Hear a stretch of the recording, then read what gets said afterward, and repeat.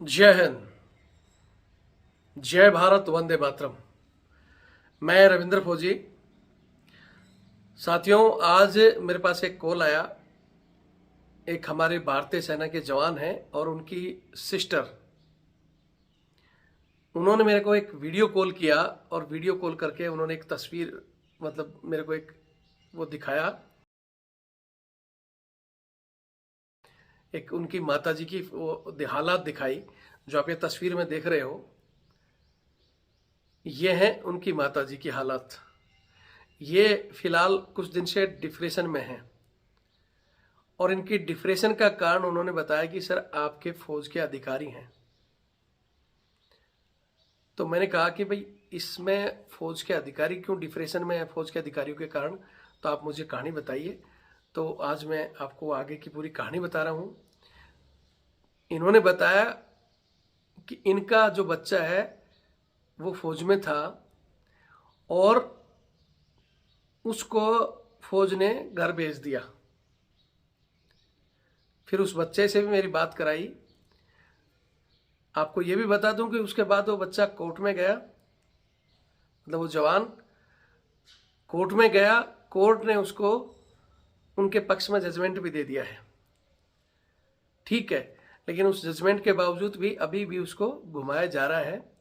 और सबसे बड़ी बात तो है कि जब इनको कोर्ट के जजमेंट के बाद भी घुमाया गया, भाई कोर्ट का फैसला इनके पक्ष में आया, फिर ये अपने सेंटर में गए तो सेंटर ने बोला कि ठीक है भाई, कागज जमा करा दो, हम इसको आगे भेजेंगे और कोर्ट के ऑर्डर जब हमारे पास आएंगे तब आ जाना। मतलब कोर्ट का ऑर्डर आने के बाद में भी 8 महीने में ये 2-3 बार गए, लेकिन इनको फिर वापस कर दिया। फिर हार थक कर इन्होंने दोबारा अपने वकील साहब को बताया और वकील साहब ने फिर कोर्ट में एक अपील दायर की। फिर जज साहब ने इनको कंडक्ट ऑफ कोर्ट यानी कोर्ट की अवहेलना करने का नोटिस दिया। उसके बावजूद ये फिर कोर्ट में आए हैं और अभी पिछले 7 दिन में आकर वहां फिर झूठ बोले कि हमने तो इसका ऑर्डर जो इशू कर दिया पेंशन का, और वो इसको बता दिया, जबकि बंदा कह रहा है कि सर मेरे पास तो ना कोई अभी पीपीओ ऑर्डर है और ना ही मेरा कोई मेडिकल कराया गया है।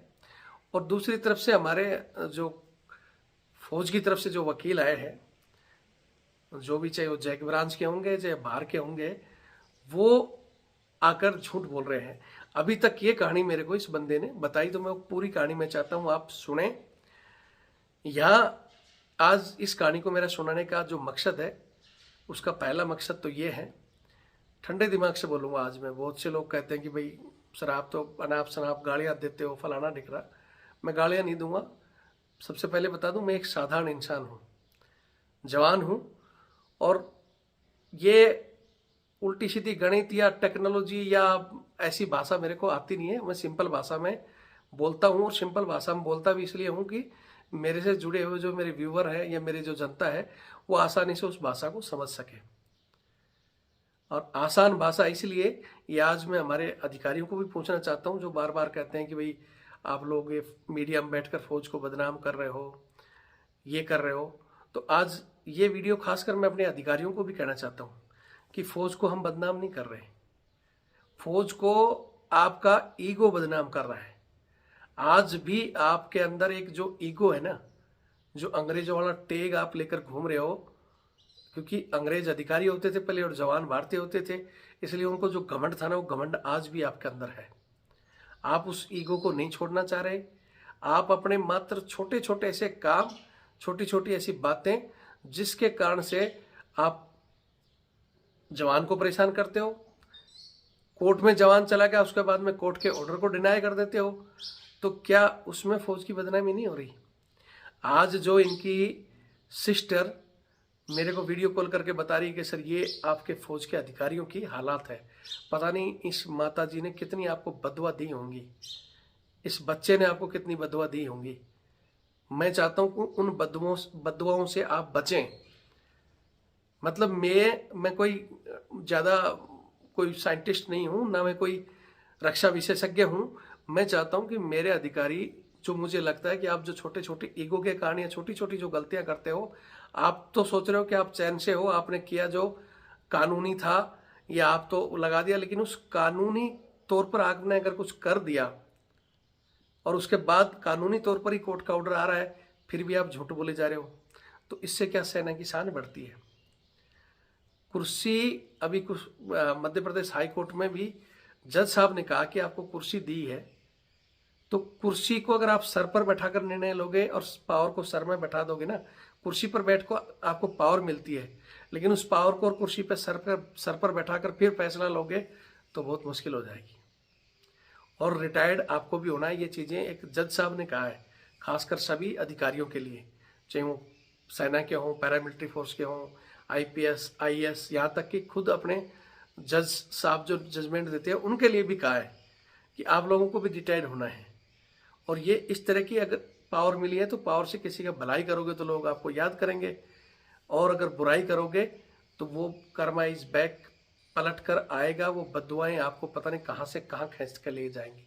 तो मेरा मकसद है हमारी फौज फिट फॉर रहे, मजबूत रहे, और मजबूत रहेगी, हमारे अधिकारी मजबूत रहेंगे तो मजबूत रहेगी। इस तरह की बद्दुआएं अधिकारों को लगेगी तो फिर अधिकारियों का क्या हाल होगा। बोलते हैं ना कि गरीब की हाय बहुत बड़ी होती है। तो आप लोगों को उस हाय से बचाने के लिए हमने चैनल के जरिए छोटे छोटे पॉइंट में पब्लिक के सामने रखता हूँ, जिससे आपको भी समझ में आए, जनता को भी समझ में आए। और दूसरा मकसद इस कहानी का है कि ऐसे बहुत से साथी हैं, इस तरह फौज से निकाले हुए बहुत से वो साथी जिन्हें रास्ता मालूम नहीं है, वो भटक रहे हैं कहीं, वो कभी किसी MLA के पास जा रहे हैं, किसी MP के पास जा रहे हैं, मंत्री के पास जा रहे हैं, जहाँ जाना चाहिए वहाँ नहीं जा पाते हैं। तो आज ये कहानी उनके लिए भी प्रेरित है, क्योंकि अभी कुछ दिन पहले देखा होगा आपने, महाराष्ट्र में हमारे बहुत से साथी बैठे थे धरने पर कि भाई हम फौज से निकाले हुए हैं, हमारी कोई सुनवाई नहीं, स्टेट गवर्नमेंट में नौकरी नहीं है। तो ऐसी कुछ चीज़ों को लेकर वो धरने पर जा रहे हैं, मंत्रियों को बता रहे हैं, लेकिन कोई सुन नहीं रहा उनकी। तो उसी में से एक बंदा इसी केस से पीड़ित था, उसको भी सेम इसी तरह निकाला हुआ है। फिर वो AFT में गया, लेकिन AFT में उसकी सुनवाई नहीं हुई। अब बेचारा वो हाई कोर्ट में जाए, सुप्रीम कोर्ट में जाए, पैसे की समस्या, ऐसी बहुत सी चीज़ें आ रही हैं। उसी तरह इस बंदे को सेम केस को लेकर ये AFT में गया, लेकिन इसकी सुनवाई हो गई, क्योंकि वहाँ बैठे जो चंद थे, वहाँ बैठे जो जज साहब थे, उन्होंने उसको सुन लिया। तो मैं चाह रहा हूँ आज इस कहानी को सुने और हमारे अधिकारियों तक जरूर पहुँचाएं कि आप अपने ईगो को पीछे लें। इसी सिलसिले में एक छोटी सी और बीच में बात दे देता हूँ, वीडियो थोड़ा सा लंबा हो जाता है। जैसे मैंने कुछ दिन पहले भी बताया था कि एक हवलदार जी जो इसी जुलाई में जिनको पेंशन जाना है, या तो उनका मैं अलग से वीडियो बनाऊंगा, लेकिन मैं शॉर्ट छोटा सा दे देता हूँ कि उनको जुलाई में जाना है, यानी मार्च, अप्रैल, मई, जून और जुलाई, मात्र 5 महीने बचे हैं उनके रिटायरमेंट के। रिटायरमेंट ऑर्डर भी आ चुका है, लेकिन उससे पहले मैंने एक कहानी बताई थी कि उनका कोई पंगा हुआ और उस पंगे में उनको शोकेस नोटिस दे दिया गया। CO साहब ने तो दिया ही दिया, उसके बाद में GOC साहब का शोकेस नोटिस का अब हम आपको सेना में क्यों रखें। अरे साहब, आपके पास पावर है, आप 5 महीने रख लोगे तो आपका कुछ बिगड़ेगा नहीं। और वैसे भी अभी शोकेस नोटिस देते देते, इसकी डेट निकालते निकालते आपको खूब जल्दी कर सकते हो, तो इसको मार्च और अप्रैल में, हो सकता है अप्रैल में या मई तक भेज दोगे। उसके बाद ये बंदा बेचारा कोर्ट में जाएगा, वकीलों के जेब भरेगा, कोर्ट से इसको जो बेनिफिट मिलना है मिल जाएगा। अभी भी आप किसी भी एंगल से इसको भेजोगे तो पेंशन आपको देनी पड़ेगी, बेनिफिट देने पड़ेंगे। ज़्यादा से ज़्यादा इसका 3 महीने का जो भी बचा है, जुलाई में अगर जाता है तो इसको इंक्रीमेंट मिल जाएगा, और उस इंक्रीजमेंट के लिए वो बंदा परेशान है। जबकि मैंने उसको कहा यार क्या फ़र्क पड़ रहा है, ठीक है कोर्ट से आपको मिल जाएगा, लेकिन वो चिंता में बैठा है, परेशान हो रहा है, डिप्रेशन में है। तो ये डिप्रेशन को चाहे तो मैंने उसका शोकेस नोटिस का बता दिया, ये आप रिप्लाई दे दो, उसमें अपना डिस्चार्ज ऑर्डर भी दे दो, उनके पिताजी का इलाज भी चल रहा है, और जो गलतियां भविष्य पहले हो चुकी हैं उसकी पनिशमेंट भी खा चुका है। फिर अब उसका क्या याद आ रहा है आपको, जैसे मैंने बताया था ना, रेड एंट्री और ब्लैक एंट्री वाला है। CO को सिर्फ इतना बोल दिया, सर आप तो सजा ही देते रहते हो। तो सोचना चाहिए, जो बंदा 23 साल 7 महीने आपके साथ नौकरी कर चुका, अगर उसके एक वाक्य से आप ऐसा कर रहे हो, तो ये छोटे छोटे ईगो छोड़ दो।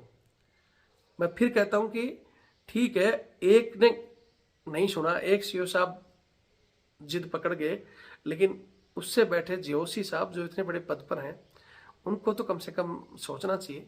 CO साहब को आप इतना ही बोल दोगे, अरे यार छोड़ ना, एक कर लेने दे इसको 5 महीने और जाने दे, दुआ मिलेंगी। आप भेज दोगे तो उसको और उसके बच्चे आपको बदुआ देंगे, कोर्ट के चक्कर मारेंगे, क्या फ़ायदा इस बदुआ कहलाने का। फिर बोलोगे जी कानून, कानून नहीं कहता है। और फिर कह रहा हूँ कि जहाँ तक मेरी उम्मीद है जेओसी साहब, उस बंदे को मैंने ये समझाया कि इतने बड़े स्तर का आदमी इतनी छोटी हरकत नहीं करनी चाहिए, बाकी भगवान जाने। और कई बार ऐसे हमने काम, जैसे कुछ दिन पहले मैंने बताया था, एक अलवर का केस आया था और उस बंदे के साथ कुछ दिक्कतें आई थी। मैंने खुद उनको बोला कि जेओसी साहब के पास जाओ, वो अपनी वाइफ के साथ लेकर चला गया। और वो जेओसी साहब, लेकिन वो बोलते हैं ना कि रॉयल तो रॉयल ही होता है।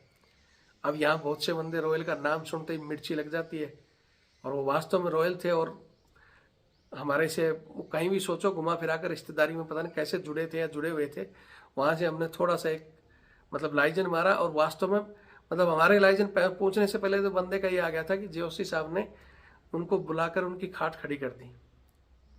जो उनको धमकियां दे रहे थे, जो सीओ और थे उसमें कुछ बंदे, छोटी सी बात पर। तो एक तो वो रॉयल्टी थी उसमें, उन्होंने केस को देखा, बंदे की मुसीबत को देखा और उनको भी डांटा। एक ये होता है कि भाई मेरे पास तो फुर्सत ही नहीं है, मैं तो आर्मी कमांडर हूँ, मैं इन चीज़ों को देखूंगा क्या। आपको याद होगा कि मैंने एक एंटी का वो बताया था, जो बंदे की पेमेंट बंद थी और 7-8 महीने से सीओ स्टार्ट ही नहीं कर रहा था। फिर मैंने फ़ोन किया सीओ को, बोला तेरी क्या औकात है, तू कौन है, फलाना ढिकड़ा। फिर मैंने उनके उधर रिकॉर्ड में फ़ोन किया, वहाँ लेफ्टिनेंट जनरल साहब बैठते थे राजस्थान के ही। तो उन्होंने भी कहा तो आर्मी कमांडर को फ़ोन कर रहा है, मैं देखूंगा क्या यार, ये मेरा लेवल है क्या। फिर मैंने कहा साहब बंदा डिप्रेशन में मर गया तो मैं क्या करूं। उनका एक शब्द और वो एक रिकॉर्डिंग और उस श्रीमान जी की एक छोटी सी कही हुई गाली, वो 2 रिकॉर्डिंग उठाकर मैंने, उस समय आर्मी चीफ थे, उनके पीए का नंबर मेरे पास था जब मैंने बीच में धरना दिया था विपिन रावत जी के, और उनके पास मैंने भेजी कि ये हालात है आपके एक कर्नल साहब की और आर्मी कमांडर साहब की, जो कि मेरे राजस्थान के थे। वो तो मैं इन चीज़ों को पब्लिक में अपने हिसाब से डालूंगा। और मैंने कहा था गाली देकर, और उन साहब को भी मैंने बाद में गाली भी दी थी। मैंने बोला मेरे ऊपर जब केस कर देना, कुछ भी कर देना, लेकिन आप जिस लेवल पर बैठे हो, जो कंधों पर स्टार और पीतल लगाए हो, उन्हीं जवानों की बदौलत। और आज आपने कैसे कह दिया कि मर गया तो मैं क्या करूँगा। ये रिकॉर्डिंग पब्लिक में जाएगी तो पब्लिक आपको इतने जूते मारेगी साहब कि सर गंजा हो जाएगा रिटायरमेंट से पहले ही।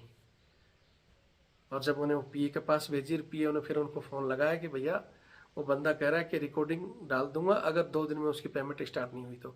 और फिर वो साहब को भी मैंने दोबारा, उनका मैसेज भी आया कि यार मैं थोड़ा किसी और काम में बिजी था, अभी उसकी पेमेंट स्टार्ट हो जाएगी, रिकॉर्डिंग मत डालना। मैंने आज तक वो रिकॉर्डिंग नहीं डाली और मेरे पास वो चीज़ें रखी हुई हैं आज तक। और वो आज भी बंदा कई बार मेरे से इंटेलिजेंस का जब आता है तो बोलता है सर आपने मेरा बहुत अच्छा काम किया। इसीलिए ये जो 8,40,000 संख्या जुड़ी हुई है इन कामों की बदौलत। बाकी मैं क्या हूँ, मैं एक साधारण जवान हूँ। मैं तो बड़े बड़े हमारे बहुत से यूट्यूब वाले चलाते हैं, आपको डीए इतना मिलेगा, महंगाई का आंकड़े बताते हैं, वो पूरा कैलकुलेट करते हैं। भैया मेरे को कोई, कई बार मेरे पास कोई डिस्कस करता है तो मैं सीधा बोल देता हूँ भाई सॉरी, मेरे पास ये डिस्कस का टाइम नहीं है, ना कोई मैं एक्सपर्ट हूँ कि आर्थिक स्थिति कहाँ जा रही है और कितना मिलना चाहिए। जिस चीज़ को मुझे आता ही नहीं, मैं फालतू में उस पर क्यों बकवास करूँ, मेरा भी समय खराब करूँ आपका भी। तो मैं तो सीधा ही कह देता हूँ। कई बार हमारे ऑनरी कैप्टन साहब या कोई आ जाता है ऐसा विशेषज्ञ जो कि सर इस मुद्दे पर बात करना है, तो मैं सीधा ही बोल देता हूँ सॉरी सर, मैं तो सिर्फ सीधी और साफ बातें करता हूँ। और मैं वो चीज़ें करता हूँ कि जो चीज़ें हमारे बस में हैं। बहुत सी ऐसी चीज़ें होती हैं जो हमारे बस में नहीं है। हम कितना भी चिल्लाएंगे कि भाई ये बढ़ रहा है, ये है, इतना मिलना चाहिए, भैया वो रक्षा विशेषज्ञ और गवर्नमेंट के बहुत बैठे हैं, वो डिसाइड करेंगे और वही मिलेगा। और आज के दिन में भगवान चाहे तो सब कुछ मिल रहा है, बाकी तो पेट किसी का कभी नहीं भरा है। ये भूख ऐसी है, अडानी अंबानी कितने बड़े बड़े हैं फिर भी पेट नहीं भरता, काम कर ही रहे हैं, पैसे की भूख खत्म नहीं होती है। तो वो अलग मुद्दा है। आज फिर जो मेन टॉपिक था मैं आपको बता देता हूँ इस जवान का। ये जो मैंने तस्वीर दिखाई है, ये भी हमारे एक एक्स सर्विसमैन नायक साहब की वाइफ हैं, जो कि सेना में अपनी 22 साल सर्विस करके रिटायरमेंट से कुशल रिटायरमेंट आए। उसके बाद इनका इकलौता बेटा, ये जो मैं बता रहा हूँ हमारा जवान, आज वो जवान भी डिप्रेशन में है। उसने, उनकी बहन ने बताया कि सर ये जाता है, जाकर कहीं बैठ के अकेला रोता रहता है। गांव के लोग कहते हैं कि ये नौकरी छोड़ के आ गया, बल्कि छोड़ा नहीं, इसको तो बेचारे को निकाला है। और निकाला भी कहानी ऐसी कि आप सुनोगे तो आंखों में आंसू आ जाएंगे लोगों के।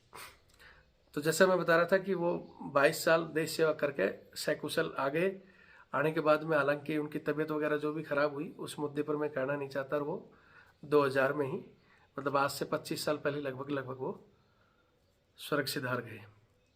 उसके बाद इन माता जी ने उस समय की जो पेंशन मिलती थी उस गुजारे से इनकी 2 बच्चियां और एक बच्चे को पढ़ाया लिखाया, और इस इकलौते बेटे को देश के हवाले किया कि भाई जाओ बेटे आप भी देश सेवा करो। माता का इतना कलेजा, खुशी खुशी इसको भेजा, ये बंदा भर्ती हो गया और अपनी ड्यूटी कर रहा था। अब वहाँ की स्टोरी मैं बताना नहीं चाहता कि भाई वो कैसे उन्होंने अपना काम चलाया, 2 बच्चों की शादी की। उसके बाद में एक और ट्रेजेडी, इनकी जो दूसरी सिस्टर है उनका पति का भी, एक का मतलब स्वर्गवास हो गया, और वो भी इनके पास ही रह रही है। मतलब ये माताजी, एक वो बच्ची, उसके छोटे बच्चे भी हैं, और ये लड़का भी आ गया। अब उस सब का बोझ उसी पेंशन से चल रहा है। ठीक है, और ऐसी स्थिति में बंदा डिप्रेशन में न आए तो क्या करे। हंसे खेलता परिवार, ये बंदा नौकरी लग गया था, अपनी ट्रेनिंग पूरी की, ट्रेनिंग में कसम परेड हो गई, सब कुछ हो गई। उसके बाद में फ्री, जैसे हेल्थ अप में लोग हो जाते हैं, ये अपनी यूनिट में जाने वाला था। यहाँ मैं पहले एक चीज कह देता हूँ कि कई बार हम जब कोई कहानी बताते हैं तो उसमें हमारे साथी कमेंट्स लिखते हैं, भाई जेसीओ साहब खराब है, एनसीओ साहब खराब है, ऑफिसर खराब है। खराब कोई नहीं है दोस्त, खराब कुछ एक लोग होते हैं। ना ही तो सारे अधिकारी खराब हैं, ना जेसीओ खराब है, ना जवान, ना एनसीओ। हर लेवल में कुछ लोग खराब हैं। ऊपर लेवल के में ज़्यादा खराबी है, जेसीओ साहब में कुछ एक खराबी है, या ऑनरी का चक्कर समझ लो। फिर एनसीओ में भी हैं कुछ जवानों में भी हैं जो चमचागिरी शुरू से शुरू कर देगा, फिर वो लास्ट तक चमचागिरी में रहेगा, और वही ऊपर जाकर खतरनाक बनता है। ठीक है, इसलिए इंडिविजुअल किसी को न कोसें कि साहब ये चीज़ें वो हैं। उस कहानी के अनुसार कमेंट्स आप करते हो तो हम कमेंट्स देखते हैं, पढ़ने में हमें खुशी भी होती है। लेकिन कई बार ऐसे जो कमेंट्स आते हैं किसी एक तबके के लिए नहीं, साहब जैसे खराब हो गए, वो खराब है फलाना। कहानी के सुनकर जो कहानी में चल रहा है उसके पक्ष में भी तो कहो। जैसे कल एक अफसर साहब ने कमेंट्स कर दिया कि वो जो मैंने मामला डाला था ना कि भाई बंदा जाकर कुर्सी पर बैठ गया, तो उसमें लिख दिया कि क्या जेओसी की जिप्सी खाली है तो उसमें कोई बैठ जाएगा, किसी अफसर का क्वार्टर का खाली हो तो उसमें बैठ जाएगा क्या, ये फलाना, लंबा चौड़ा कमेंट्स किया उसने। लेकिन उस कमेंट्स के ऊपर उसने ये चीज़ें नहीं की। वो तो ऑलरेडी मैंने ही बताया था, अपॉइंटमेंट कुर्सी पर कोई दूसरा नहीं बैठता जिसकी फिक्स कुर्सी हो। लेकिन क्लासरूम में अगर अब कोई क्लास लेकर चला गया और फिर वो बैठ गए तो कोई बड़ा पहाड़ नहीं टूट गया था। लेकिन उस विषय में आपने कुछ नहीं कहा। फिर जो उसके साथ मारपीट हुई उस विषय में भी आपने कुछ नहीं कहा कि भाई वो मारपीट नहीं करनी चाहिए थी। अगर बैठ भी गया था जो पनिशमेंट या वार्निंग देकर छोड़ सकते थे, ऐसी भी चीज़ें थी। ठीक है, अगर मारने का ही दिल आ रहा था तो एक थप्पड़ मार के भी छोड़ सकते थे। लेकिन ये कोहनियाँ छीलना, घुटना छीलना, लेकिन उस कमेंट्स में महाशय ने कुछ नहीं कहा। वो अफसर साहब है और वो अक्सर कमेंट्स करते रहते हैं, उसका मैं एक अलग से वीडियो बनाऊंगा। लेकिन आज मैं एक बार इस कहानी में इसलिए बता रहा हूँ कि आप कम से कम कहानी के रिलेटेड, हो सकता है मैं फिर कह रहा हूँ रविंद्र फौजी कोई बड़ा विशेषज्ञ नहीं है, मेरे से भी गलतियाँ हो रही होंगी। इतने बड़े भाषणों में मैं कोई ना तो लिखता हूँ और ना ही कोई पॉइंट आउट कर करता हूँ, ना कोई मैं इसको बढ़ा चढ़ा कर बोलता हूँ। बस मैं जो कहानी है उसको ऐसे कैसे सत्य जो घटना होती है उसको छुपाने की या बढ़ाने की जरूरत नहीं है। ठीक है, तो उस पर भी विचार कर लिया करो कि हाँ इन चीज़ों में ये चीज़ें समय के अनुसार बदलनी चाहिए। ठीक है श्रीमान। तो जैसा मैं बता रहा था, बंदा भर्ती हो गया, ट्रेनिंग होगी, कसम परेड हो गई। यूनिट में जाने से पहले कुछ दिन ये जब सेंटर में था तो सेंटर में इसको मैच में लगा दिया कि भाई मैच में तुम जब तक अब काम तो है नहीं, ट्रेनिंग पूरी होगी, यूनिट में जाने हो, छुट्टी जाने से पहले अपना इसको डिटेल कर दिया। कहाँ? मैच में। अब मैच में ये जब काम कर रहा था, काम करते करते, ये तो हर लेवल में होता है, यहाँ किसी को कोई अलग से पॉइंट देने की जरूरत नहीं है। ये कोई बड़ा इश्यू नहीं है कि वहाँ जो कई बार मुर्गा मछली और ये आता है तो कुछ फिक्स रैंक जो बंदे बैठे होते हैं, जैसे CHM हो गया, ड्यूटी नायक हो गया, BHM हो गया, SM या जो भी है, वो उसमें बोलेंगे कि ठीक है भाई सीएचएम होगा, जा तेरे को मैं लंगर में लगाता हूँ, थोड़ा मेरे लिए अलग से 2 टांग फ्राई कर देना या मछली फ्राई कर लेना, ऐसा होता है। तो ये बड़ा इशू है, इस पर कोई कमेंट्स मत करना, ठीक है। बाकी तो जिसको करना है वो मेरे बिना कहे भी करेगा और मानेगा भी नहीं। तो सीएचएम ने उसको कह दिया कि भैया मच्छी आई है तो थोड़ा सा अपने लिए अलग से बना लेना और मेरे वहाँ पहुँचा देना, क्योंकि सेंटर में सीएचएम बीएचएम की बहुत पावर होती है, इंस्पेक्टर होते हैं उनकी भी पावर होती है, और छोटा मोटा वो सब चलता है। तो उस विषय पर मैं जैसे बोलते हैं ना, नो कमेंट्स, तो नो कमेंट्स ही है। सब नहीं है लेकिन कहीं कहीं चलता है, इसमें कोई चिढ़ने और लिखने की जरूरत नहीं है। तो उसने कहा, तो उसने वो मच्छियाँ वो काट रहा था, मच्छियाँ काट रहा था, तो बीच में कुदरते ही सेंटर एसएम घूमते घूमते आ गए वहाँ, और कोई ड्यूटी अफसर था साथ में, तो वो वहाँ उसको मच्छी काटते उन्होंने, क्योंकि मच्छी ऑलरेडी कटकर बन रही थी, वो अलग से मच्छी काट कर बढ़िया से पीस उन्होंने रखे हुए थे। तो एसएम साहब ने बोल दिया, अरे ये अलग से क्या बना रहे हो, किसका है ये? अब बंदे ने पहले तो कुछ नहीं बोला, लेकिन थोड़ा सा हड़की लगते कह दिया कि साहब सीएचएम का है। बोला अच्छा, बुला लिया सीएचएम को। अब सीएचएम को बुलाया तो सीएचएम ने आपका है। बोला साला झूठ बोल रहा है साहब, मेरा तो है नहीं। वहाँ मना कर दिया। अब मना कर दिया तो वो, हालांकि सीनियर को सब पता रहता है कि वास्तव में सीएचएम का है, लेकिन अब मना कर दिया तो उसने उल्टा उसी को डांटा और बोला देख लेना इसको, जिसका भी हो इसका रिजल्ट निकालो। अब वो तो वहाँ से चले गए, और सीएचएम को जब बुलाया गया कहानी ऊपर, क्योंकि वो उनके एसएम को बताया वो कहानी, और सीएचएम को थोड़ी सी खुंदक लगी, तो शाम को रोल कार में सीएचएम ने भाई लठ बजा दिया उसके, रगड़ा पट्टी की, लठ बजाए, तो इतना रगड़ा पट्टी किया कि बंदा बेहोश हो गया। तो यहाँ भी मैं एक कमेंट्स बनता ही है, पूछना चाहता हूँ आपसे कि पहली बात तो वो उसका काम करवा रहा था, अब बोला तूने नाम क्यों लिया मेरा? ऐसे में नाम ने ले तो मुश्किल, ले दिया तो इधर मुश्किल। चलो ये भी हो गया, उसको रगड़ा पट्टी भी दिया, मारा भी, अब उसमें बंदा बेहोश भी हो गया। चलो यहाँ तक भी बात निपट गई। अब वो बंदा वहाँ बेहोश हो गया था, एमएच तो जाना ही था, वो चला गया एमएच। अब एमएच चला गया तो एमएच में वही उसका जब वहाँ काम धाम जैसे ही जांच पड़ताल तो होती गई, तो वहाँ क्या है, बिना सोचे समझे ही उसको सीएचएम ने बोला कि बताना मत कि तेरे को मारा गया था और रगड़ा दिया था, बता देगा तो तेरे को बोले मैं आएगा तो वापस से छोड़ूंगा नहीं, और बाकी रही बात बोले मैं डॉक्टर से तेरा सब ठीक फीट फाट अपने आप करवा दूंगा। अभी डॉक्टरों ने उसने बताया नहीं, बोले क्या हुआ? बोले सर मैं तो खड़े खड़े गिर गया। अब खड़े खड़े गिर गया तो फौज के डॉक्टर तो महान है ही, छोटी मोटी तो जांच भी आई होगी, यहाँ मैं टिप्पणी नहीं करूँगा, कहीं फिर वही हमारे डॉक्टर साहब कर देंगे ऐसे क्यों बोल दिया। फिर मैं कह रहा हूँ मैं कोई विशेषज्ञ नहीं हूँ, कुछ बातें मैं अपने आधार पर कहता हूँ, तो आप उसमें उस हिसाब से कमेंट्स कर सकते हो। तो महान विशेषज्ञ ने अपने आप गिर गया, इसका मतलब इस बंदे के अंदर सीजर डिसोबे यानी मिर्गी की बीमारी है, वो लिख दी टेम्परेली। अब सीजर का लिखते ही किसी ने कहा साला तेरे को घर भेज देंगे फलाना टिकड़ा, तो उसने भाई मैं तो कहानी पूरी बताऊंगा। फिर सीएचएम आया, उसको पता चला ऐसे ऐसे हो गया, तो वो आ गया उसके पास खड़ा होकर उसके पैरों का हाथ लगा दिया कि भाई मैं भी पेंशन जाने वाला हूँ और तू मेरा नाम मत ले यार, मैं तेरे को कहीं से भी करके फिट करवा दूंगा, लेकिन अभी तू इतने पर रहे। अब इस बंदे ने दया दृष्टि दिखाते हुए सीएचएम साहब को कह दिया कि ठीक है मैं आपका नाम नहीं लूँगा और बाद में आप मेरे को फिट करवा देना, ठीक है। तो उसने वो कहानी उस समय बताई नहीं और उसको टेम्परेली सीजर डिसोबे करके छोड़ दिया भाई, ठीक है। बात यही थी, वहाँ लाइजन लूजन जो भी हुआ, वहाँ से उसके बाद वो चला गया अपनी बटालियन में।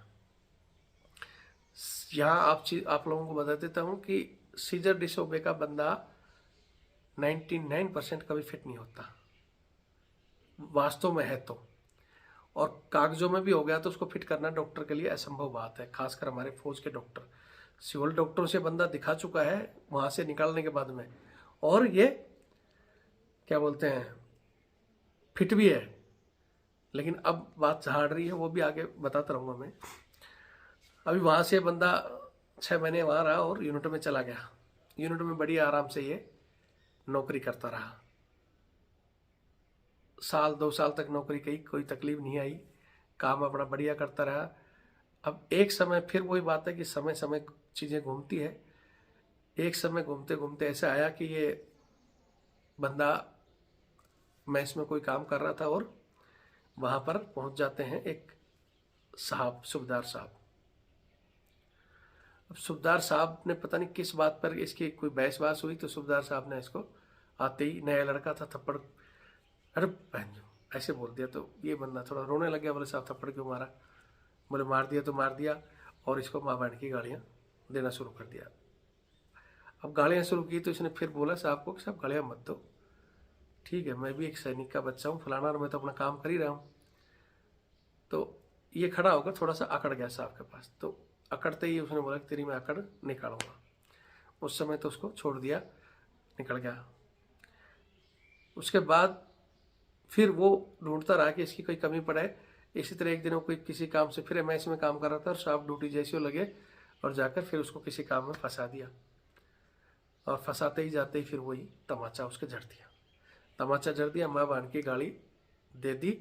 अब उस समय ये बंदा थोड़ा सा ये भी दुखी था, क्या था, इसने साहब को उल्टा धक्का मार दिया। इसने बताया मेरे को ये चीज़, बोले सर ये यहाँ तक हुई थी, जब उन्होंने मेरे को मारा, माँ बहन की गाली दिया, तो मैंने उनका हाथ रोककर ऐसे पीछे ऐसे धक्का कर दिया और वो कुदरती गिर गए। अब वहाँ से जेसीओ साहब भागे और भागकर सीधा सीओ साहब को रिपोर्ट दे दी कि मैं ड्यूटी जेसीओ था, ऐसे ऐसे गया था और इस बंदे ने मेरे को गालियाँ दी और मेरे को धक्का मार दिया। अपना कुछ नहीं बताया। सीओ साहब ने उस बंदे को बुला लिया। सीओ साहब ने उसकी चार्जशीट पुटअप, तूने ऐसा कैसे किया? उसने बोला सब मैंने कुछ नहीं किया, आप बाकी बंदों से पूछो। अब फौज में बाकी बंदे क्या करेंगे, क्योंकि फौज तो फौज है। बाकी बंदों को वहाँ पहुँचने से पहले जो कड़ियाँ घूमती है ना, वो सारी कड़ियाँ हथकड़ियाँ बन जाती हैं। वहाँ जाकर सब बंदे की हमें तो पता नहीं, हमें तो पता नहीं, किसी ने कुछ बोला, किसी ने कुछ बोला, उस बंदे को झुठला दिया गया। झुठला दिया तब भी उस बंदे ने बोला, वो बोला भाई तेरे को मैं पैर जो घर भेज दूंगा, तूने ये ठाया फलाना, नहीं माना। ये बोला साइन कर चार्जशीट पर। बंदा बोला मैं जी साइन नहीं करूँगा, गालियाँ भी मैं सुना, मार भी मैं खाया, और साइन भी मैं करूँगा, साइन नहीं करूँगा। ये साइन करने से मुकर गया। साइन करने से मुकरा तो सीओ साहब ने बोला ये साला ऐसे नहीं मानेगा, इसको 2 बंदे पकड़ो, इसका 10 नंबर भर कर मैं से भेज देता हूँ। बोले साइन करेगा कि नहीं? बोले नहीं करूँगा। बोले वहाँ भेज दूंगा? बोले भेज दो सर जहाँ भेजना है। तो बोले ठीक है ऐसा करो, इसको वहाँ मत भेजो, इसको उठाओ और क्वार्टर गार्ड में डाल दो। बिना कोई पनिशमेंट इसको क्वार्टर गार्ड में डाल दिया। हालांकि हो सकता है कुछ बंदे, मैं कह रहा हूँ नहीं कि मैंने अभी तक उस चीज़ें ही सुनी है। मैं बोला यार बिना वैसे कैसे डाल दिया? बोले सर मेरे को उठा कर डाल दिया, जो मैं अपनी माँ की सबकी कसम खा के कह रहा हूँ, जो सच्ची है मैं तो इतना ही बता रहा हूँ। बोले चलो ठीक है बताओ, आगे बताते रहो। फिर उसने बताया कि मेरे को उसमें डाल दिया, और वहाँ कुदरती मधुमक्खी का छत्ता लगाया हुआ था, वो तो बंद कर दी। अब ये तो कह रहा है कि किसी ने बोले पत्थर मार कर जानबूझ के मक्खियाँ और खिला दी मेरे को, लेकिन ये बात मेरे को तो खैर जची नहीं है। हो भी सकता है कुदरती, या वो जेशो साहब का नाम ले रहा है कि सर ऐसा और कर दिया। फिर कहता हूँ कि हो सकता, वो तो और भी गार्ड में कई लोग, क्वार्टर गार्ड के अंदर गार्ड भी है, मधुमक्खी तो छिड़ेगी तो फिर सबको खाएगी। लेकिन अब कैसे भी छिड़ी वहाँ और मधुमक्खियाँ इसको खा गई, ये और थोड़ा सूझ गया और उठाकर इसको एमएच पहुँचा दिया गया। फिर बंदा एमएच पहुँच गया। अभी एमएच पहुँचा तो वहाँ वही भाई क्या हुआ कि इंक्वायरी, अब सीओ ने और उन सब ने कि बताना मत बहन, जो बताएगा तो तेरे को। तो वहाँ हालांकि इसने कहानी बता दी कि ऐसे ऐसे मेरे साथ कहानी हुई थी। ठीक है कहानी हुई थी, उसने बताया। तो सीओ साहब ने बोला कि साढ़े का इसका जो डॉक्टर का फ़ोन आया, डॉक्टर से साहब ने बात की, तो डॉक्टर उल्टा इसी को बोला कि तू इस पर साइन कर और इसको साला को मेंटल उसमें भेज दो। वहाँ से मतलब गया था मधुमक्खी खाने के लिए, भेज दिया गया मेंटल में, और बोले साला को दिखा दो दारू दूरू पीता है और इसके दारू का नाम लगा दो। बंदे आज तक कोई बीड़ी सिगरेट पान दारू खाता ही नहीं है, बोले ज़बरदस्ती गले में घेर दो। मैंने बोला खैर ऐसा होता नहीं है, जो कुछ बातें यहाँ बंदे की जहाँ मैं मेरे को इग्नोर लग रहा है मैंने वहीं बोल दिया, उनको ऐसा नहीं होता है। लेकिन ये बोला जैसे मैं बता रहा हूँ। हालांकि फिर इसको भेज दिया मेंटल जो वहाँ से डॉक्टर के पास। लेकिन ये बता रहे हैं कि वहाँ जो मेंटल उसमें जो साइकोलॉजिस्ट जो डॉक्टर थे वो बहुत बढ़िया बंदे थे। उन्होंने मेरी पूरी स्टोरी सुनी और उन्होंने बोला दारू का सारी चीज़ें टेस्ट की तो कुछ भी नहीं था। वो बोला सर मैंने आज तक कुछ सेवन ही नहीं किया नशे का। तो उसने उनको फिट करके, वीडियो भी थोड़ा बड़ा बन रहा है और मेमोरी बार बार में फ़ोन फुल दिखा रहा है। तो जैसा मैं अब थोड़ा फास्ट और मोटा मोटा करूँगा कि वहाँ से डॉक्टर साहब बहुत सही थे और वो डॉक्टर साहब इसको फिट करके भेज दिया। हालांकि सीओ ने वहाँ भी लाइसेंस लगाया, लेकिन वो डॉक्टर माना नहीं सीओ साहब की, और इसको फिट करके वापस भेज दिया। अब वापस भेजने के बाद में वहाँ बुलाया, फिर इसको पता नहीं किस बात पे, मतलब खुंदक तो खाए रखे थे, रगड़ा पट्टी दी, और नॉर्मल डॉक्टर जिससे सीओ साहब की पहले बात हो रखी थी कि बोले इसको साला को वहाँ रखो, और इसका जो रिकॉर्ड देखा कि मिर्गी का है, इसके कागज बनाओ, इसको साला को बेचना है घर। वहाँ इसको हरासमेंट किया गया, इसको पहले तो परेशान करा के खुद भाग जाए, लेकिन बंदा बोले भाई मैं तो भागूंगा नहीं, और तब तक इसने घर वालों को भी कुछ नहीं बताया था। लेकिन जब फिर लास्ट में दोबारा इसको एमएच भेजा गया, और जो वही डॉक्टर बोला तू जानते हैं, हम जानते हैं, इसको पता नहीं क्या क्या जो भी दवाई दी, बोला सर मैं फिट हूँ, लेकिन इसको दवाई वगैरह भी दी। इसके साथ जो 2 गार्ड आते थे वो इनको बोला भी गया, ये बोला मेरा आई कार्ड वो छीन रहे थे। फिर हालांकि मैंने बोला कि कोई भी संतरी सीओ साहब के कहने से इस तरह चोरी तो नहीं करेगा। फिर बोला सर नहीं, दिन में उन्होंने, मैंने बोला पूरी कहानी बताओ। फिर बोला हाँ दिन में मांगा था, फिर मैंने छुपा दिया था, क्योंकि जो साइको के जो डॉक्टर थे वो इनको बता दिया था कि एक तरह आई कार्ड मत देना, किसी चीज़ पे साइन मत करना, बाकी भगवान चाहे तो तेरे को ऐसे नहीं बेच पाएगा।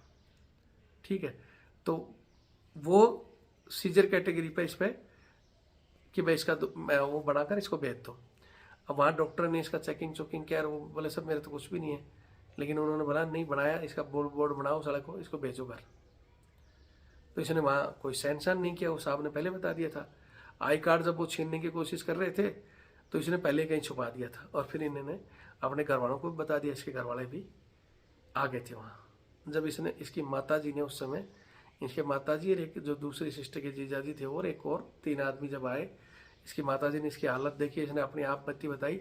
उसी दिन से इसकी माताजी डिप्रेशन में है, कुछ तो डिप्रेशन में, फिर भी उसकी माताजी ने डॉक्टरों के उनके हाथ पैर जोड़े, इकलौता बेटा है। वहाँ इसकी माताजी ने इसकी हालत देखने के बावजूद भी डॉक्टर के हाथ पैर जोड़े, बताया कि साहब इकलौता बेटा है, मैंने फौज के अलावा हवाले किया है, फिट 4 है, नौकरी करना चाहता है, मत ऐसा करो। लेकिन वो जो डॉक्टर जिसने सीओ से बात की थी उनका नाम भी सारा है, उस बंदे की रिकॉर्डिंग भी है, नेक्स्ट में मैं वो रिकॉर्डिंग भी पूरी डालूंगा, उसकी माताजी की सारी चीज़ें। लेकिन मैं आज बिना नाम लिए डालने का कारण है वो भी आगे बताता हूँ। तो माताजी ने कहा, लेकिन वो डॉक्टर माने नहीं। ठीक है बोले, इनको हम वहाँ शिफ्ट करेंगे दूसरी जगह या यूनिट में भेजेंगे, अभी नहीं भेजेंगे। लेकिन फिर भी इनकी माताजी को डाउट रहा, वो इनके साथ साथ बोले हम एम्बुलेंस के पीछे पीछे जाएंगे। 4-5 और गार्ड आ गई, तो ये बंदा बोला सब मेरे को मारने की तैयारी थी। हालांकि यहाँ मैंने बंदे की बातों को खारिज किया कि ऐसा नहीं है, खुलेआम किसी की हिम्मत नहीं कि कोई 5-7 बंदे लेके आपको मरवा दे, या कोई जवान शिव के कहने से किसी जवान को मार दे, ऐसा नहीं होता है। इन बातों को मैं भी कभी, बहुत से लोग मेरे पास आते हैं कि साहब मैं वहाँ से इसलिए भागा, मेरे को मार देता फलाना, ऐसा कोई किसी की हिम्मत नहीं है। एक आदमी गलत हो सकता है, सीओ दूसरा हो सकता है, तीसरा हो सकता है, लेकिन ये नहीं है कि पूरी फौज में सीओ के कहने से अपने ही बंदों को कोई मार दे, ऐसा कोई नहीं है। ठीक है, हो सकता है पहले कहीं हुए होंगे, हमारे टाइम में ऐसा कोई केस आया भी नहीं है। हमें भी अगर किसी सीओ ने गलत ऑर्डर दिया तो नहीं किया। हाँ, मार कूट के झगड़े, इसके रगड़ा देने के, ये तो बहुत से केस आए हैं, लेकिन ऐसा नहीं कि भाई कोई मार ही देगा, ऐसा नहीं आया है। मैंने बोला यहाँ नहीं है, लेकिन हो सकता है डिप्रेशन में, मैं बोला आपको भी कुछ गलत सूझ रहा होगा, आई कार्ड छीनने का सूझ रहा होगा वो भी। तो वो बातें तो मैंने इसकी मानी नहीं, लेकिन लास्ट में वो वहाँ यूनिट में ले गए, इसके कागज को बोले भाई तेरे को जाना होगा, साइन कर फलाना ढिकड़ा। ये बंदा उस समय साइन किया नहीं, लेकिन उन्होंने पता नहीं कौन सा क्या करके कागज इसको थमा दिया कि जाओ हमारी तरफ से। माताजी ने भी हाथ जोड़ा, उन्हें जोड़ा, लेकिन इसको उस समय घर भेज दिया उसी सीजर डिसोवे का फायदा उठाकर। अब ऐसी स्थिति में इसको उस समय का भेजा हुआ था, ये आया, इसकी तब से माताजी भी डिप्रेशन में चल रही हैं। उसके बाद ये बंदा एएफटी में गया। एएफटी में जैसे जैसे चीज़ें सामने आई, एक वकील था, पहले वाला वकील तो खाले बता रहा है कि सर पैसे भी लिया, और वो दूसरी पार्टी से पता नहीं कैसे क्या मिला, बिक गया। लेकिन अभी दूसरे वकील साहब मतलब इन्होंने बहुत अच्छा सपोर्ट दिया, और जब इन पूरी कहानी बताई तो तब से बोले ये साथ हैं। और फिर इसके पक्ष में जजमेंट भी आया। जजमेंट आने के बाद में जब ये सेंटर में गया, तब से इसको बोला कि ठीक है भाई, एक कॉपी दे जा, ऊपर हमने दिल्ली भेजा है, फलाना भेजा है, वहाँ से ऑर्डर आ जाने थे तब करेंगे। तो ऐसे 8 महीने इसको तब भी घुमा दिया, इसका कुछ नहीं हुआ। उसके बाद में इसको वकील साहब को बताया, बोला सर 8 महीने हो गए। तब उन्होंने दोबारा अपील की, कंटेम्प्ट ऑफ कोर्ट का चार्ज लगा, तब वो भागकर अभी 7 दिन पहले आए हैं कि हमने तो इसकी पेंशन जारी कर दी है। लेकिन ये बंदा कह रहे हैं ना तो कोई पीपीओ आया, कोर्ट ने कहा था, जो ऑर्डर था उसमें साफ साफ कि इसका पहले मेडिकल कराया जाए, आरएमपी दोबारा, अगर ये फिट है तो इसको रीस्टेन करो, सर्विस ज्वाइन कराओ, नहीं फिट है आपके कागजों में तो इसको पेंशन दो। लेकिन उन्होंने ना तो मेडिकल कराया 8 महीने से अभी तक, ना ही इसको पेंशन दी है। अब जब दोबारा कंटेम्प्ट ऑफ कोर्ट का है तो बोल रहे हैं कि सर हमने तो इसके पेंशन के कागज दे दिए। बोले भाई पेंशन का कागज दे दिए तो पहुंचा क्यों नहीं है, पीपीओ कहाँ है, इसके साइन क्यों नहीं कराए, अकाउंट क्यों नहीं माना। उस केस में अब दोबारा इसकी फिर 14 तारीख को हायरिंग है। मैंने समझा दिया कि वहाँ खुलकर जो बोलना और ये सवाल उठाना कि जब आपने कहा था मेडिकल के लिए तो इन्होंने मेडिकल क्यों नहीं कराया, मेडिकल कराओ अगर ज्वाइनिंग करना चाहता है फिट है, जबकि सिविल हॉस्पिटल ने इसको फिट फॉर वो कर रखा है। फिर मैंने बताया कि भाई फौज है वो तो खैर मानने की नहीं फिट फॉर का, एमएच में करा दो, तो अभी तक उन्होंने कराया नहीं है। तो यहाँ डॉक्टरों से भी रिक्वेस्ट करता हूँ कि कोई भला चंगा बंदा जो जिस स्थिति में ऐसी उसकी पूरी कहानी सुनकर आपको लगता है तो मेडिकल थोड़ा ठीक से करें, किसी के प्रेशर से ना करें। और अगर ऐसी नौबत भी आ जाती है तो महाशय से कहना चाहता हूँ कि तुम निकाल ही रहे थे तो कम से कम उसको मेडिकल जो डिसेबिलिटी पेंशन है वो तो देनी चाहिए थी या नहीं देनी चाहिए थी, ये भी हमारे जो महान ज्ञाता हैं वो जरूर बताएं। और फिर कह रहा हूँ कि ऐसे बहुत से एएफटी के फैसले आने के बावजूद ये उसको साल साल 1.5 साल तक घुमा देते हैं। अब ऊपर गया हुआ है, वहां केस अटक गया फलाना। अरे एक चीज तो दो, इतने तो मत नीचे गिरो यार। अपनी गलतियों को अपने ईगो के किसी पर थोप कर मत बदवा लो। और मेरा कहानी बनाने का मकसद यही होता है कि दोबारा रिपीट ना हो। अगर आप दिल से इन चीज़ों को सोचेंगे तो ये चीज़ें रिपीट नहीं होनी चाहिए। और फिर कह रहा हूँ कि बहुत से हमने ऐसे ऐसे केस देखे, रेयर केस में भी सीओ साहब ने लोगों को बचाया है। एक तो वो भी सीओ है जिनको आज भी कहीं मिलते हैं तो दिल करता है सैल्यूट करने का, जय हिंद साहब, राम राम। और एक ये ऐसे भी लोग हैं अब जिनके लिए हम बोलें भी ना, मेरी तो भाषा फिर ऐसे लोगों के लिए बहुत खतरनाक होती है, लेकिन आज मैंने वो भाषा इसमें यूज नहीं की, हो सकता है प्यार से ये समझ जाए। मैं फिर कह रहा हूँ कि मैं तो फिर उसी भाषा में बोलता हूँ। हाँ, मैं फिर कोई विशेषज्ञ नहीं हूँ, मेरे से भी कुछ गलतियाँ हो रही हैं तो आप वो कमेंट्स में उन गलतियों के बारे में खुलकर लिख सकते हो। मेरे बारे में लिखोगे उसकी कोई दिक्कत नहीं है, लेकिन मेरे साथ साथ उस कहानी में उसके लिए पॉजिटिव क्या हो सकता है बंदे के लिए, थोड़ा उसके लिए कह दे।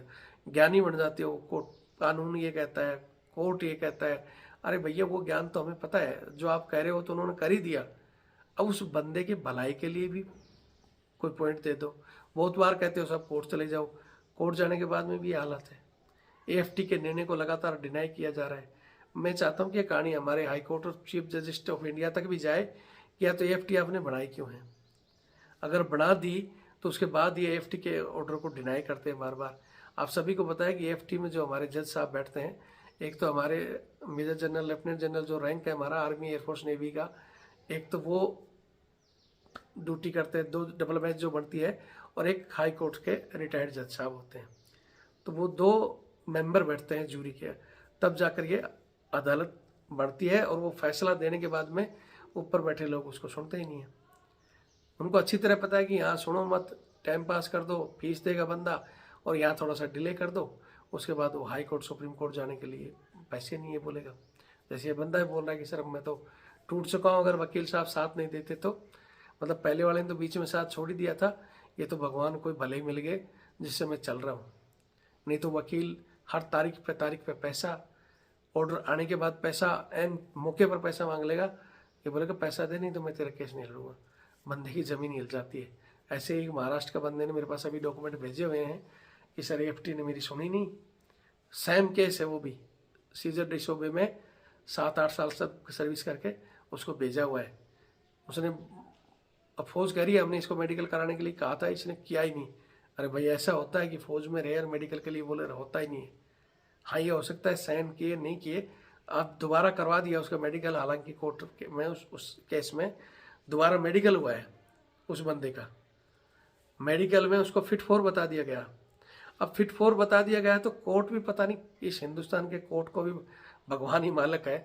कोर्ट में बैठे लोगों ने बोला कि भाई ठीक है हम तेरा मेडिकल करवा देते हैं, मेडिकल करवा दिया, मेडिकल में वो फिट फॉर है। अब फिट फॉर है तो बोले बंदा, वकील साहब बोले भाई तू तो फिट है, हम क्या करें, फौज कह रही है फिट है, इसको क्या जरूरत है पेंशन की।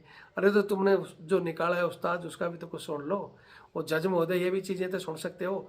यही फैसले में अब इस जवान के 4 साल नौकरी वाले में जज साहब ने ये दिमाग लगा लिया। जज साहब ने पहले ही अच्छा सा ऑर्डर कर दिया। हालांकि कुछ वकीलों की भी कमी होती है, कुछ जज साहब वो, मैं तो एक फिल्म देख रहा था ना कल परसों, झोली LLB, जिसमें वो जज कहता है कि हमें तो पहले ही दिन पता है दोषी कौन है, लेकिन हम मजबूर हैं, हम उतना ही ऑर्डर करते हैं जितना सबूत हो।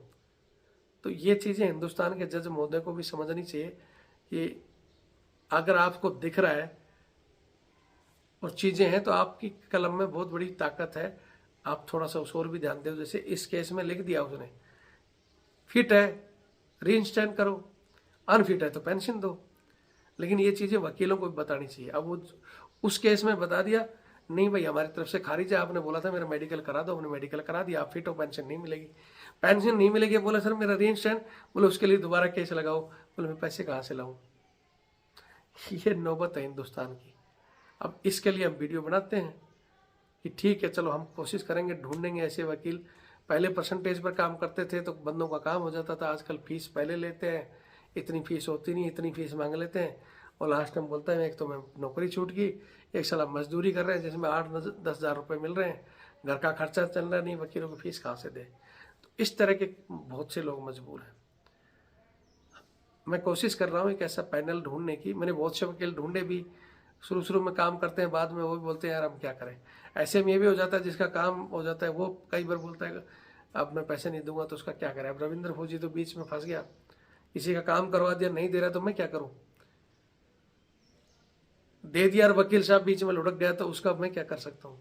फिर भी मैं कोशिश कर रहा हूँ कोई ऐसा पैनल तैयार हो जो ऐसे लोगों का भला कर सके। अगर इसके लिए कोई हमारे रिटायर्ड अधिकारी हों चाहे जवान हो, कोई भी इस पैनल में अगर जुड़े लोगों का भला करने के लिए, क्योंकि जब भी हम कहते हैं तो किसी भी वकील को फीस भैया इतना लगेगी, इतना ही होता तो फिर वो मेरे पास या आपके पास आने की जरूरत क्या होती। तो कम से कम फीस में या परसेंटेज के आधार पर आप जिता दो तो दे देगा बेचारा, उस आधार पर काम करने वाले का एक पैनल हम तैयार कर रहे हैं ताकि कुछ लोगों का भला हो सके। ये 2 मकसद थे मेरे वीडियो डालने का। और बाकी चैनल से जुड़ो, ये वीडियो लोगों तक पहुंचाओ, और हमारे से जुड़े रहोगे तो आपकी मुसीबत में हम हर स्थिति में काम आते हैं। बीच में काम हो जाता है तो सबसे बढ़िया है बंदों के कोर्ट के चक्कर ना काटना पड़ा, वो हमारे अधिकारियों के हाथ की कलम है। जैसे मैंने एक सप्लाई का बताया था वो केस, जिसमें पहले मैंने उसका वीडियो मंगाया, पहले उसको क्या कि या तो आपका वीडियो चलेगा या इसको पेंशन दो। हालांकि वो साहब भी अच्छे थे, नहीं मानते तो खैर क्या बिगड़ता, लेकिन वो मान गए कि भाई मेरी रेजिमेंट की इज्जत चली जाएगी। ये वीडियो कुछ ऐसा ही था और उधर उसको हाथ में था कि पेंशन दे देंगे, तो उसकी पेंशन बना दी और बढ़िया पेंशन बनाई, कैटेगरी और सर्विस पेंशन भी दे दी।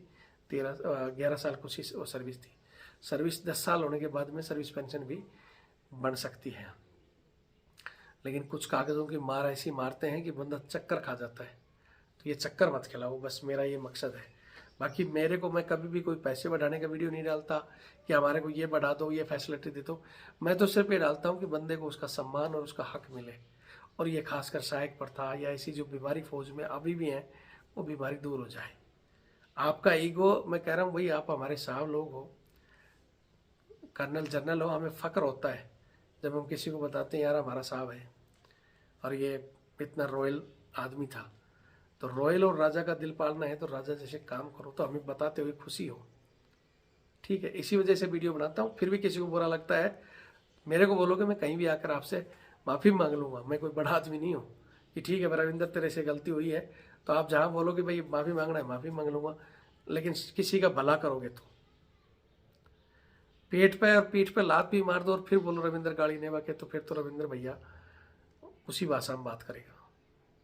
और आप अगर किसी का भला करके, ठीक है आपसे कहीं कोई गलती भी होगी और फिर बाद में दूसरे का भला भी कर दोगे तो बोले यार मैंने भला किया, ये काम मैंने ऐसे कर दिया तो मेरे को ज़रूर बताना। मेरे से भी आप किसी के बारे में भी अगर कोई निकल गया होगा तो आप कहोगे तो खुले में आराम से माफ़ी मांगूंगा, आपकी बढ़ाई भी करूंगा कि हाँ भाई साहब। बोलते हैं ना कि जब डाकू वाल्मीकि रामायण लिख सकते हैं, इतने बड़े भगत बन सकते हैं, तो कोई भी कहीं से भी सुधर सकता है। तो सुधरो जनता की भलाई के लिए। लेकिन कई तो सुधरने नहीं देते हमारे जैसे टांग खींच खींच के। कोई ज़माने में जब मैंने इस चीज़ें शुरू की थी भलाई के लिए, तो पैनल हमने बनाया था जिसमें हमारे AFT के खुद जो चीफ जजिस्ट थे, जो हमारे मेंबर होते थे, लेफ्टिनेंट जनरल साहब, 4-5 लेफ्टिनेंट जनरल साहब तक मेरे से जुड़े हुए थे। और सही, लेकिन उनकी बस वही है कि आपकी भाषा की वजह से दूसरों लोगों ने भड़का भड़का के ये अफसरों के लिए ऐसे बोलता है, आप इससे मत जुड़ो फलाना। क्या बिगड़ गया, मेरे से जुड़े थे तो भी मेरा कुछ नहीं होता, मैं वैसे के वैसे था, आज भी मैं ऐसा हूँ। मेरा मकसद होता है लोगों की भलाई, जो मैं कैसे भी करूँ ताकि वो वहाँ जाकर जवाब दे सकूँ। और उसी आधार पर वो साहब लोग भी हमारे से जुड़े होते, क्योंकि रिटायर होने के बाद में समझ में आ जाता है कि हाँ आपको एक दिन वहाँ जाकर जवाब देना है। अच्छा कर्म करोगे तो आपकी नेक्स्ट जनरेशन है, जो आपकी औलादे हैं, वो भला करेंगी। यहाँ गलत काम कर लिया तो ये सोच लो कि आज भगवान भी कंप्यूटर लेकर बैठा है, आपकी नेक्स्ट जनरेशन को पता नहीं कहाँ से क्या निकालेगा। तो बस उन बददुआओं से बचाने के लिए मैंने चैनल बनाया, बाकी और मेरा कोई बड़ा मकसद नहीं है। वीडियो देखें और शेयर करें। जय हिंद, जय भारत, वंदे मातरम।